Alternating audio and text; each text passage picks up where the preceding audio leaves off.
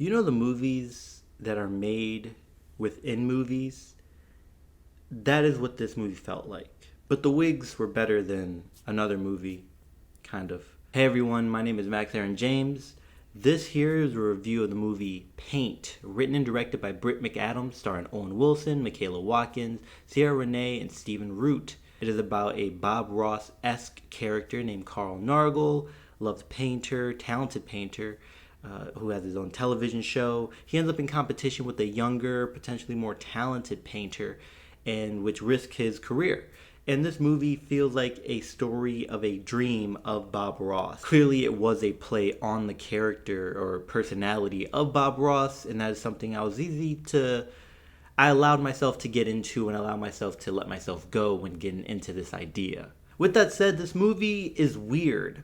Not in a good way, more in a confusing way. A lot of the choices made in the story and presented to us, I left questioning it, and none of it was really explained. And maybe that was the point, to make this ridiculous or silly world of 70s, 80s aesthetic, right? Television sets from then, clothing, carpeting, the way the walls were painted, the style of the main character, Carl Nargle, the fro, and even the television show, or the way the television was, or the way his show was being filmed, felt very oldish or past timey. Yet it all took place in modern day, or at least within the past 10 years, because ride sharing exists in this movie. Not taxis, ride sharing. Uber is mentioned specifically in this movie, and cell phones. And Carl Nargle explains how he does not know how to use cell phones, and they present his character as if he is stuck in those times, in the old times, especially with his van. And a lot of that aesthetic, 70s aesthetic, is mostly surrounding him. And we do not really follow other characters in their everyday life or their personal life. We mostly see them when around Carl Nargle, when at his place, in his van, or at work. But even work has a outdated presence or feel to their offices. I did hear a lot of people laughing in the auditorium to a lot of the jokes and a lot of the actions. I did not laugh at a lot of it, and it was less about how it was written, because I thought a lot of the jokes were written pretty well.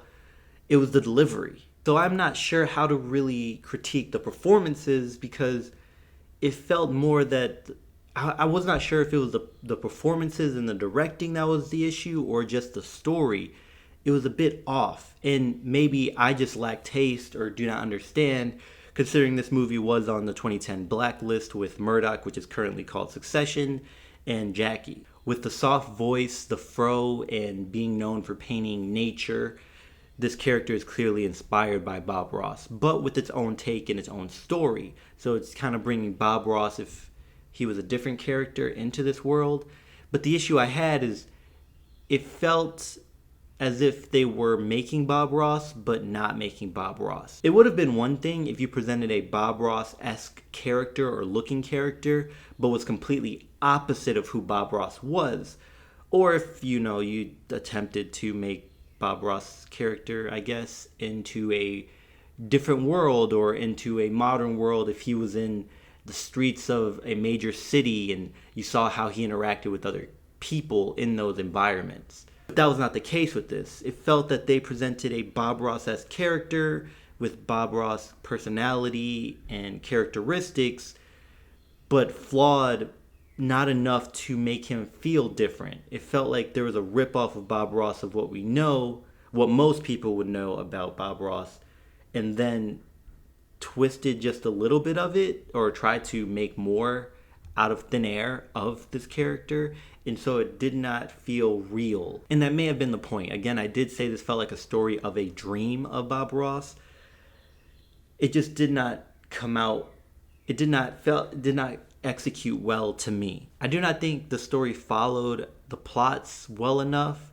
It did not fit well to me. The idea for this movie or concept is interesting to me, but I did not find any intrigue when watching it. I was very much zoning out throughout the movie. I feel that there is something I am missing when it comes to this movie, which is a bit frustrating because I want to critique it harshly, but I feel I'm missing something. I did kind of like the idea that it was presenting of moving on and how pain is art, or we create art out of what we are dealing with, and that is what makes things genuine, and to create things to create things with intention.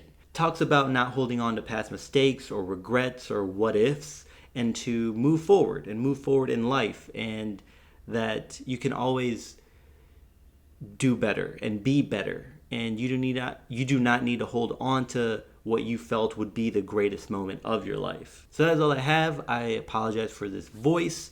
I am recovering from what I am going to assume is a cold, stuffy nose. Let me know what you think. Did you take time to go watch this movie? Are you going to?